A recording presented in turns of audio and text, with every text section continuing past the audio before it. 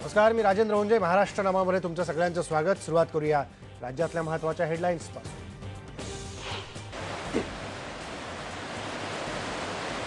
जायकवाडीचं पाणी पेटलं. मुळा आणि भंडारदरा धरणातून जायकवाडीवरही पाणी सोडायला सुरुवात. नगरमधल्या शेतकऱ्यांचा विरोध. ठिकठिकाणी निदर्शन. हिवाळी अधिवेशनाच्या पहिल्या दिवसाची वादळी सुरुवात. दुष्काळावरून विधानभवनाच्या पायरीवर काँग्रेस आमदारांचं आंदोलन. तर विधान परिषदेच्या विरोधी पक्षनेतेपदासाठी राष्ट्रवादीकडून धनंजय मुंडेंच्या नावाची शिफारस.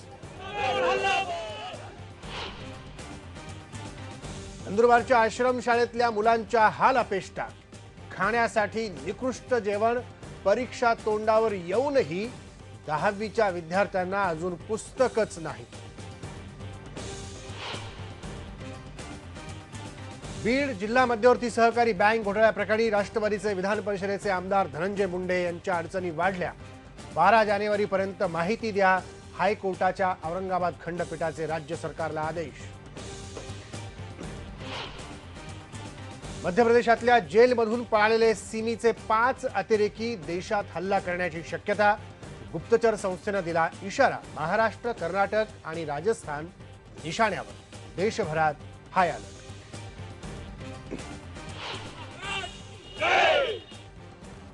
बेळगावमध्ये महाराष्ट्र एकीकरण समितीच्या उद्याच्या महामेळाव्याला सशर्त परवानगी. घोषणाबाजी न करण्याची तसंच काळे कपडे न घालण्याची अट.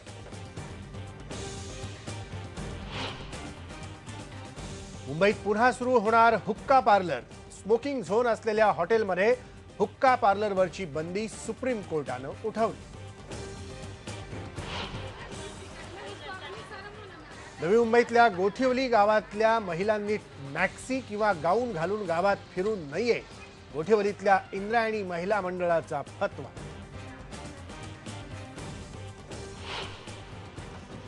आणि फॅन्ड्रीची गोल्डन ग्लोबसाठी घोडदौड. पहिल्या 53 सिनेमांमध्ये निवड. अंतिम नामांकनांची लवकरच होणार घोषणा.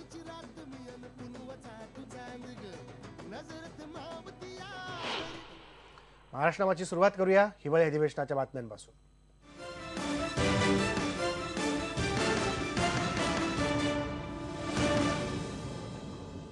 सुरुवातीला एक महत्त्वाची ताजी बातमी आहे. ती म्हणजे अधिवेशनात सरकारला कोंडीत पकडण्यासाठी काँग्रेस राष्ट्रवादी पुन्हा एकत्र येण्याची चिन्ह दिसत आहेत.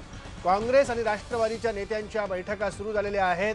विधान परिषदेचे उपसभापती वसंत डावखरे यांच्या निवासस्थानी आता नागपुरात बैठक सुरू आहे.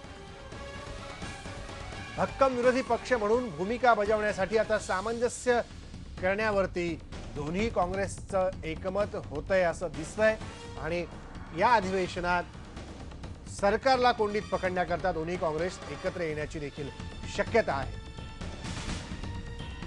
आपण बघतोय आत्ताची या क्षणाची महत्त्वाची ताजी बातमी आहे. अधिवेशनामध्ये सरकारला कोंडीत पकडण्यासाठी काँग्रेस राष्ट्रवादी एकत्र येतात. आता विधान परिषदेचे उपसभापती वसंत डावखरे यांच्या नागपुरातल्या निवासस्थानी काँग्रेस आणि राष्ट्रवादीच्या नेत्यांची बैठक सुरू झालेली आहे. आशिष जाधव आमचा प्रिन्सिपल करस्पॉन्डंट थेट नागपूरहून आता आपल्यासोबत आहे. आशिष, काय अधिक माहिती देशील या संदर्भात? राजेंद्र, आज हिवाळी अधिवेशनाचा पहिला दिवस होता, पण आजचा दिवस हा शोक प्रस्तावात गेला. फारसं विधिमंडळाचं कामकाज झालं नाही. पण उद्या मंगळवारपासून खऱ्या अर्थानं विधिमंडळाच्या कामकाजाला सुरुवात होणार आहे. आधीच टीका अशी होते आहे की सरकार भक्कम झालेलं आहे. देवेंद्र फडणवीस सरकारकडं 185 आमदारांचं पाठबळ आहे आणि दुसरीकडं विरोधक दुबळे आहेत. दुबळे असतानाही त्यांच्यामध्ये दुफळी आहे. म्हणूनच आता काँग्रेस आणि राष्ट्रवादी एकत्र आलेले आहेत. आता सध्या विधान परिषदेचे उपसभापती वसंत डावखरे यांच्या बंगल्यावरती काँग्रेसचे नेते अजित पवार, छगन भुजबळ, दिलीप वळसे पाटील या नेत्यांबरोबर चर्चा करतायत आणि एक कन्स्ट्रक्टिव्ह अपोजिशन, एक भक्कम विरोधी पक्ष देण्याचा ते प्रयत्न करणार आहेत आणि त्यांच्यातले जे मतभेद आहेत ते सुद्धा दूर करण्याचा प्रयत्न करणार आहेत. विधान परिषदेमध्ये विरोधी पक्षनेते पदासाठी धनंजय मुंडे यांचं नाव पुढे करून ती मागणी राष्ट्रवादीनं केली आहे. तर विधानसभेमध्ये दोन्ही पक्षांनी विरोधी पक्षनेता पदासाठी मागणी केलेली आहे. आता त्यातून सुद्धा या पक्षाला मार्ग काढायचा आहे. त्यामुळे सरकार आपली कोंडी करू पाहत आहे. अशा वेळी आपण जर का एकजूट दाखवली तर सरकारला जड पडू असा विचार दोन्ही पक्षांच्या नेत्यांनी केलेला आहे. दिल्लीतून काहीतरी सूत्र हल्ली आहेत, म्हणूनच राज्यात अशा प्रकारची चर्चा सुरू आहे. धन्यवाद आशिष. या अपडेट्सबद्दल या चर्चेतले अधिक मुद्दे दरम्यानच्या बुलेटिनमध्ये आपण जाणून घेणार आहोत. वळूयात पुढच्या बातमीकडे. हिवाळी अधिवेशनाची सुरुवातच विरोधकांच्या निदर्शनांपासून झालेली आहे. फडणवीस सरकारचं हे पहिलंच अधिवेशन आहे, पण पहिल्याच दिवशी दुष्काळग्रस्त शेतकऱ्यांना मदत करा आणि शेतकऱ्यांना न्याय द्या अशा मागण्या करत काँग्रेस आमदारांनी जोरात घोषणाबाजी केली. काँग्रेसच्या सर्व आमदारांनी मराठवाडा आणि विदर्भातील दुष्काळाबाबत हे आंदोलन केलं. आत्महत्या करायला लावणाऱ्या सरकार, शेतकऱ्याला आत्महत्या करायला लावणाऱ्या सरकार, शेतकऱ्यांना आत्महत्या करायला लावणाऱ्या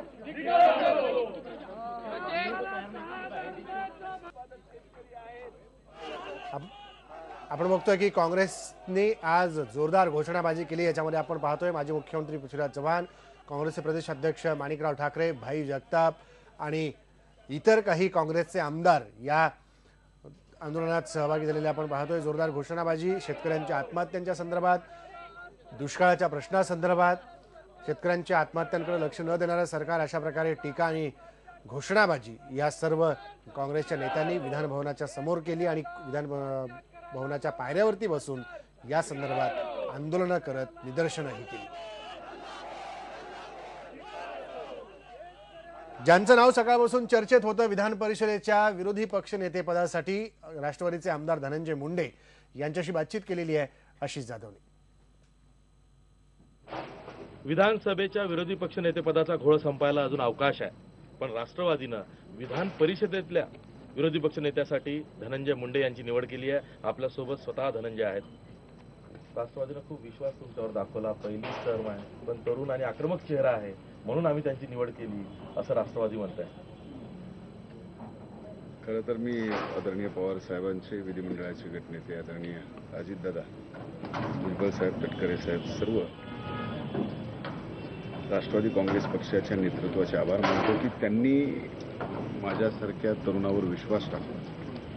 हालाकी सभागृहामध्ये माझ्यापेक्षाही ज्येष्ठ अनुभवाने, सर्व अर्थाने अनुभवी असणारे नेते तिथे असताना सुद्धा विरोधी पक्ष नेतेपदाची नाव आज त्यांनी सभापतींकडे दिलंय. मी त्यांचे आभार मानतो आणि त्यांनी जो विश्वास माझ्यावर टाकलाय, नक्कीच मी त्या विश्वासाला पात्र राहील. पक्षानं हा जो विश्वास टाकलाय तो गोपीनाथ मुंडे आणि भाजप यांच्यातल्या वादातून तुमच्यावर टाकलाय की पंकजा मुंडेंना धनंजयच्या माध्यमातून आपण शह दिला पाहिजे. मी एक राष्ट्रवादी काँग्रेस पक्षाचा प्रामाणिक कार्यकर्ता आहे, विधान परिषदेचा एक मी सदस्य आहे आणि एवढ्याच एका गोष्टीमुळे माझ्यावरती हा विश्वास टाकलेला आहे. मराठवाडा आणि त्यातही बीड जिल्ह्यामध्ये राष्ट्रवादी काँग्रेसचा जो सेटबॅक बसला त्याचं पुनरुज्जीवन करण्यासाठी तुमची निवड केली आहे अशीही चर्चा आहे. बघा, पक्षाच्या मनामध्ये जे काही आहे आणि ज्या गोष्टी त्यांच्या मनात ठेवून माझ्यावर त्यांनी विश्वास टाकला, त्या विश्वासाला मी कदापि तडा जाऊ देणार नाही. मी तो विश्वास नक्कीच पूर्ण करेल. पक्षाचं मराठवाड्यामध्ये जे काही मला जे काही काम करावं लागेल, मग ते मराठवाड्यामध्ये असेल की उभ्या महाराष्ट्राचं असेल, पक्षाने ही जबाबदारी माझ्यावर दिली आहे. आज विरोधी पक्षामध्ये जनतेने महाराष्ट्राच्या आम्हाला बसवलं आहे. त्यामुळे विरोधी पक्षाची जी भूमिका आहे ती सरकारवर अंकुश ठेवणे आणि विरोधी पक्षाच्या माध्यमातून लोकभिमुख काम सरकारकडून करून घेणे. ज्या प्रकारे सकाळी काँग्रेसनी जोरदार निदर्शनं करत सरकार विरोधात घोषणा दिल्या याबद्दल काँग्रेसचे प्रदेश अध्यक्ष माणिकराव ठाकरे यांच्याशी केलेली ही बातचीत. विधानसभेच्या विरोधी पक्ष नेतेपदाला घेऊन काँग्रेस आणि राष्ट्रवादी एकमेकांसमोर उभे ठाकले आहेत. दोघांमध्ये चर्चा होते आहे, पण बॅकडोर टॉक्स म्हणजे नेमकं काय होत आहे हे आपण जाणून घेणार आहोत काँग्रेसचे प्रदेशाध्यक्ष माणिकराव ठाकरे यांच्याकडून. अजित पवारांच्या घरी मिटिंग होते, ज्याला काँग्रेसचे गटनेते राधाकृष्ण विखे पाटील आणि उपनेते वडेट्टीवार गेलेले आहेत. नेमकं राष्ट्रवादीबरोबर काय चर्चा झाली?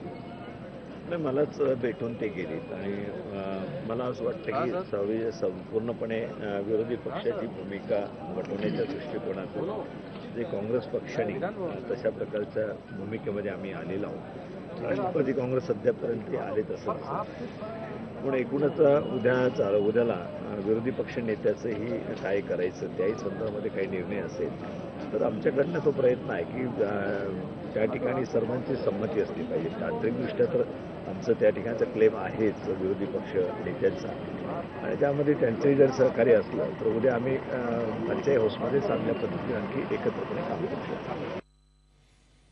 अहमदनगर आणि मराठवाड्यातल्या शेतकऱ्यांमध्ये आता पुन्हा पाण्यावरून संघर्ष पेटण्याची चिन्ह आहेत. मराठवाड्यातल्या जायकवाडीमध्ये मुळा धरणातून पाणी सोडायला सुरुवात झालेली आहे.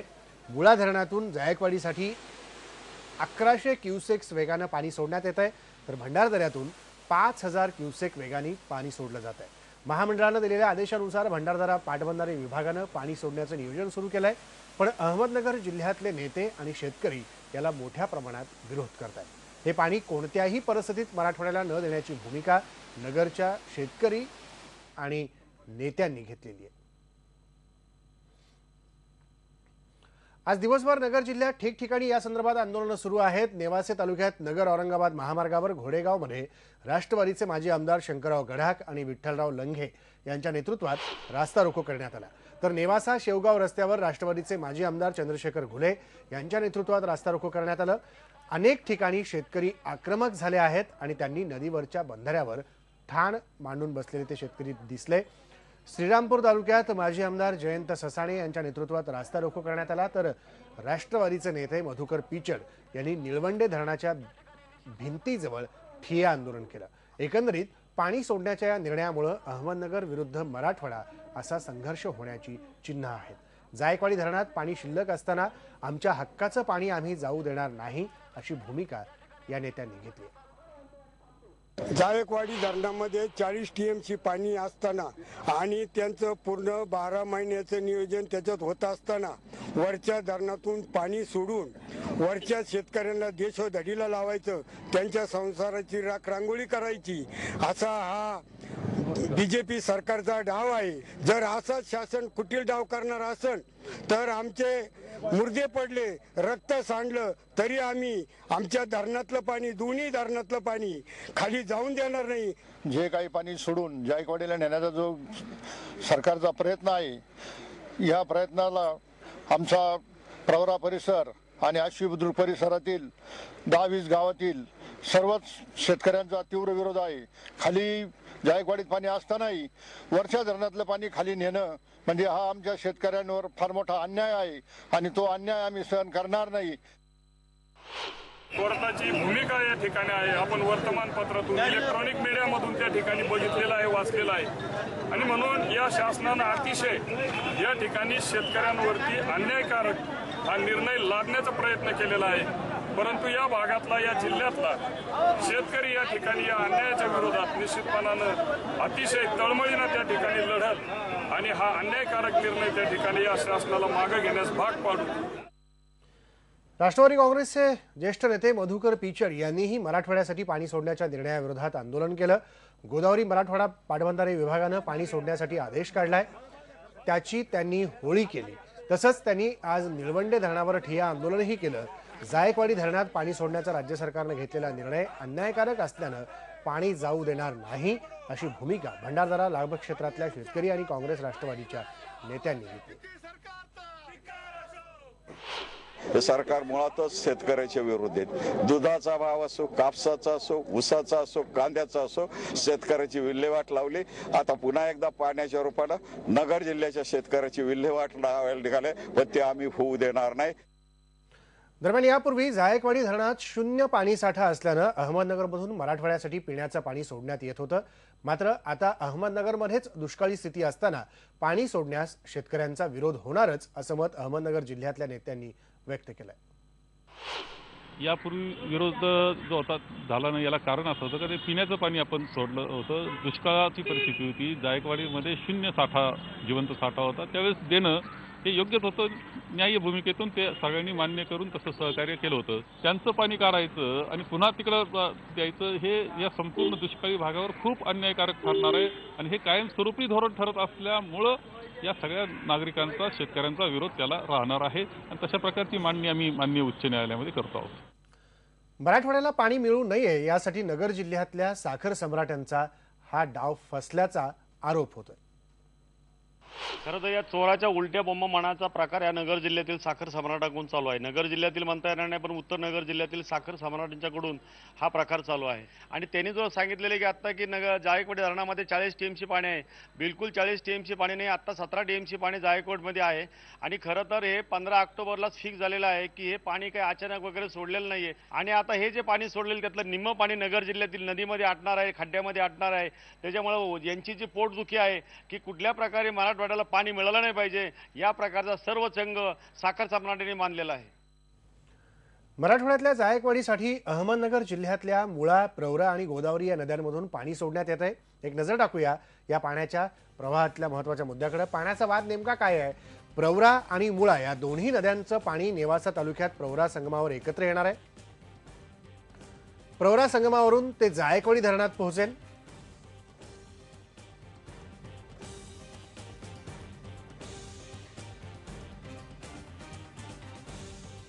आणि या संदर्भात बोलूया. आमचा औरंगाबादचा ब्युरो चीफ सिद्धार्थ गोदाम आता आपल्यासोबत आहे. सिद्धार्थ, ज्या प्रकारचा पाणी संघर्षाचा हा मुद्दा आता पेटताना दिसतोय, नाशिक नगर जिल्ह्यातून येणारं पाणी आता मराठवाड्याला मिळणार, याही आधी गेल्या सरकारमध्ये हा वाद पेटलेला होता आणि आता नवं सरकार आलं त्याही वाद पेटलेला दिसतोय.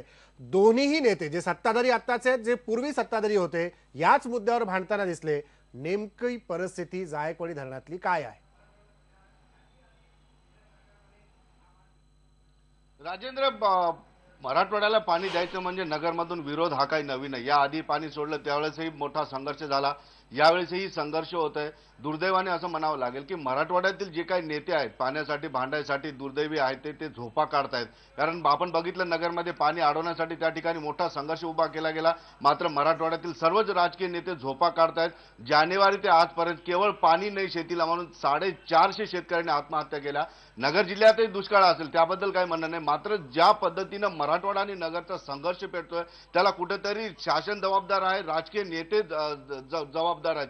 कारण पाणी आता ते सोडण्यात आलेलं आहे, ते काही पाणी समन्यायी पाणी वाटपाचा जो मुद्दा आहे त्यावरून सोडलेला आहे आणि तो आधी निर्णय झालेला आहे. आता ते पाणी सोडलेलं आहे, ते पाणी सोडलं ते मराठवाड्यात यायला 3 दिवस लागतील, मात्र पाणी नगरमध्येच असताना अशा पद्धतीचं मोठ्या प्रमाणात आंदोलनं सुरू केली गेलेली आहेत आणि ते पाणी अडवण्याचा प्रयत्न झालेला आहे. एकंदरीतच मराठवाड्याला पाणी किती लागतंय आणि जी काही माहिती चुकीची सादर केली जाते, 40 TMC पाणी जायकवाडीमध्ये अजिबात नाही, 17 TMC पाणी आहे, त्यातही मृत साठा आपण धरलेला आहे. एकंदरीतच आणखी उन्हाळा सुरू झालेला नाही, उन्हाळा सुरू झाल्यानंतर भयंकर परिस्थिती होणार आहे. नगरमध्ये पाणी किती लागते किंवा मराठवाड्याला किती लागते याची कुठेतरी मोजमाप झालं पाहिजे, नाहीतर हा संघर्ष पेटत जाणार. कारण पाणी अडवण्यासाठी नगरचे शेतकरी रस्त्यावर उतरले आणि आता अशा पद्धतीची भूमिका मराठवाड्यात घेतली जाते की आमचं पाणी तुम्ही अडवाल तर तुमचं येणारं नगर जिल्ह्यातलं दूध आम्ही रस्त्यावर सांडून देऊ किंवा तुमचं दूध बंद करू. एकंदरीतच मोठा संघर्ष होण्याची शक्यता आहे. त्यामुळे प्रशासनानं वेळीच या ठिकाणी या मध्यस्थी करून योग्य तोडगा काढला गेला पाहिजे आणि हा संघर्ष टळला गेला पाहिजे. राजेंद्र, धन्यवाद सिद्धार्थ. या बाबतीतल्या अधिक पाठपुरावा आणि या संदर्भातली माहिती घेत राहणार आहोत. वेळ झाली ब्रेकची, ब्रेक नंतर पाहूया. नवी मुंबईतल्या गोठिवली गावातल्या महिलांनी मॅक्सी किंवा गाऊन घालून गावात फिरू नये, गोठिवलीतल्या इंद्रायणी महिला मंडळाचा फतवा.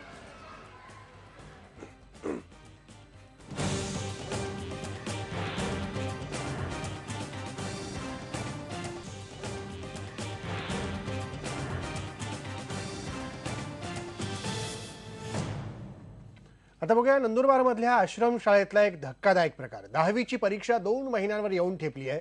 इतर विद्यार्थ्यांनी अभ्यासाला सुरुवातही केली आहे, पण नंदुरबारमधल्या एका आश्रमशाळेत 10वीतल्या विद्यार्थ्यांना अजूनही पुस्तकच मिळालेली नाहीयेत. इतकंच नाही तर या शाळेतल्या मुलांना धड जेवायलाही दिलं जात नाही. 450 विद्यार्थी राहत असलेल्या या आश्रमशाळेत पोषक आहारही दिला जात नाही. नंदुरबारमधल्या तराडी गावच्या आश्रमशाळेतला हा सगळा प्रकार आहे. विद्यार्थ्यांच्या जेवणात पाणी, डाळीमध्ये पाणी, भाकरीच्या खापऱ्या असतात. 10वीची परीक्षा 2 महिन्यावर येऊन देखील पुस्तकांचा पत्ता नाही. जेवणाची काय स्थिती आपण पाहू शकतो, कशा पद्धतीचं जेवण त्यांना घ्यावं लागतंय. निकृष्ट दर्जाचं जेवण आणि जेवणाविना होणारे विद्यार्थ्यांचे हाल, याकडे सरकार लक्ष देणार का नाही हा मुद्दा आहे. काही विद्यार्थी आपल्यासोबत आहे, त्यांची प्रतिक्रिया जाणून घ्या. त्याला सांग, तुला जेवण व्यवस्थित भेटतं का? काय त्रास आहे शाळेत नेमका?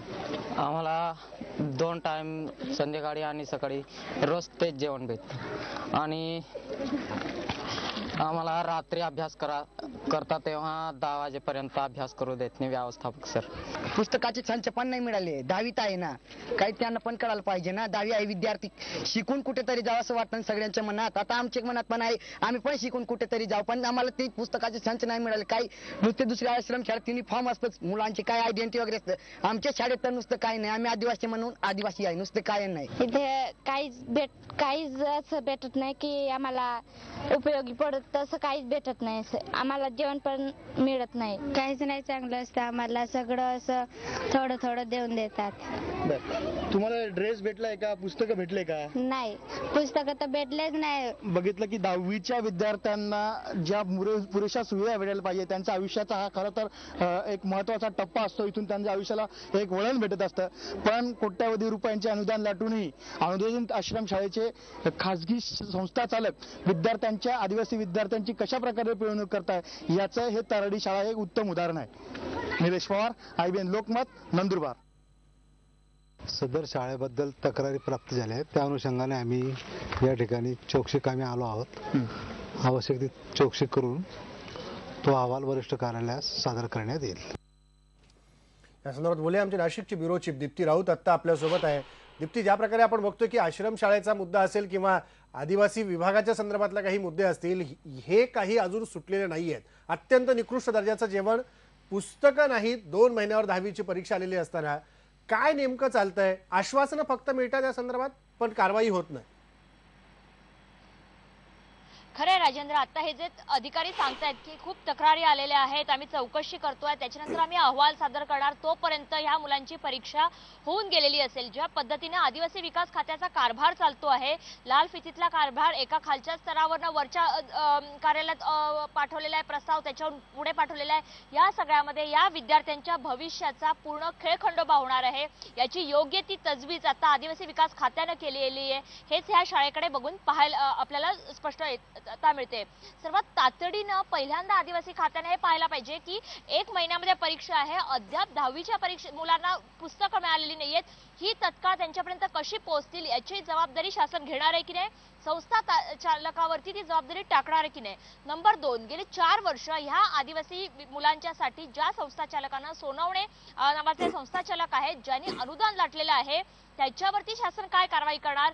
जो विद्यार्थ्यांचा पैसा या संस्था चालकांना खाल्ला तो विद्यार्थ्यांपर्यंत पोहोचणार आहे का?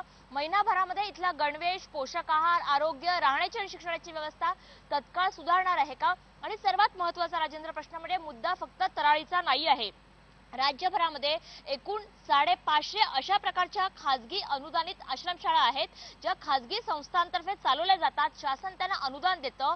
याच्यामध्ये सरासरी आपण 500 विद्यार्थी पकडले तर 2.5 लाख आदिवासी विद्यार्थी इतक्या बिकट अवस्थेमध्ये राहत आहेत, ज्यांच्या पोषणाची, आरोग्याची आणि शिक्षणाची शासनाने जबाबदारी घेतली आहे. मात्र प्रत्यक्षात परिस्थिती किती विदारक आहे, या सगळ्या अनुषंगाने आतापर्यंत कैक समित्या झाल्या, कित्येक चौकशा झाल्या, कित्येक अहवाल झाले, मात्र खाजगी अनुदानित आश्रमशाळेतल्या मुलांची ही परिस्थिती सुधारलेली आपल्याला दिसत नाहीये. मागच्या सरकारमध्ये थेट कोर्टबाजी सुद्धा झाली होती. त्यामुळे आता नवीन सरकार तरी तातडीने याच्याविषयी काय पावलं उचलणार, याच्यावरच आदिवासींचे हे तारणहार आहेत का संस्था चालकांचे एक एजंट आहेत हे सिद्ध होणार आहे.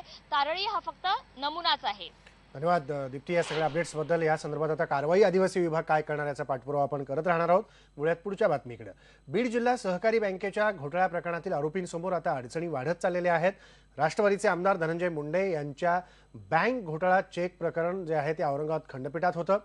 धनंजय मुंडे यांनी या प्रकरणात दिलेला 2.5 कोटीचा चेक वटला नाही. आजच्या सुनावणी दरम्यान चेक वटला नसल्याचा मुद्दा कोर्टासमोर ठेवण्यात आला. त्यामुळं न्यायालयानं या प्रकरणात शासनाला कागदपत्र न्यायालयासमोर ठेवण्यास सांगितलं. यासाठी सरकारला 12 जानेवारीपर्यंतचा वेळ देण्यात आलेला आहे. जिल्हा मध्यवर्ती बँक आणि संत जगमित्र नागा सूतगिरणीच्या बाबतीमध्ये जिल्हा मध्यवर्ती बँकेचं कर्ज संत जगमित्र नागा सूतगिरणीने 2000 साली घेतलं. त्या 2000 साली मी संचालकच नव्हतो. मी 2006 साली संचालक झालोय. मी 21 पैकी एक संचालक आहे. माझे वडील त्याचे चेअरमन आहेत. आम्ही दोघं सोडता 18 संचालक हे आजही भारतीय जनता पार्टीचे आहेत. त्याच्यात एक नाव सांगतो, जे सूतगिरणीचे व्हाईस चेअरमन आहेत जीवराज ढाकणे, ते आजही तालुका भारतीय जनता पार्टीचे अध्यक्ष आहेत. जव्हार तालुक्यातील एका आदिवासी पुजाऱ्यानं पोलिसांच्या दहशतीमुळे आत्महत्या केली आहे. 60 वर्षांच्या नौशा बिबड खुताडे यांनी झाडाला गळफास घेऊन आत्महत्या केल्यानं आदिवासी समाजात संताप व्यक्त होतोय. स्थानिकांनी मृतदेह ताब्यात घ्यायला नकार दिलाय. रुग्णालय परिसरात प्रचंड पोलीस बंदोबस्त तैनात करण्यात आलेला आहे.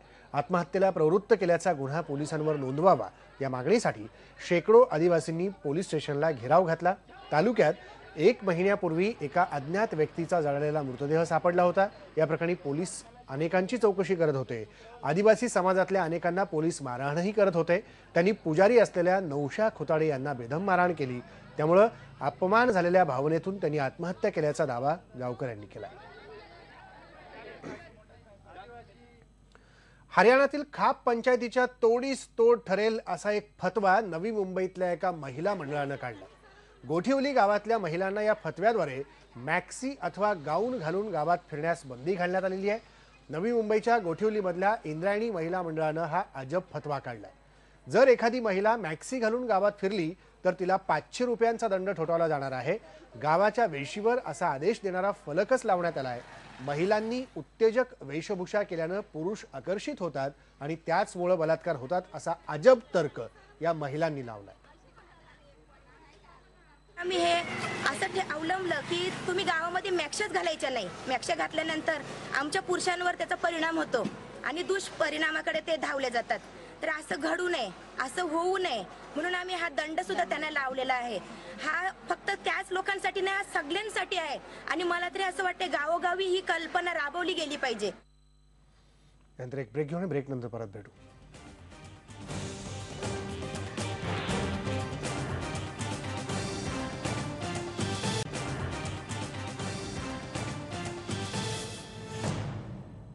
नागराज मंजुळे दिग्दर्शित फॅन्ड्री सिनेमाची गोल्डन ग्लोबसाठी घोडदौड सुरू आहे. पहिल्या 53 सिनेमांमध्ये फॅन्ड्रीची निवड झाली आहे. गोल्डन ग्लोब अंतिम नामांकनांची लवकरच घोषणा होणार आहे. गावातल्या जाती व्यवस्थेवर भाष्य करणाऱ्या फॅन्ड्रीला रसिकांचा भरपूर प्रतिसाद मिळाला.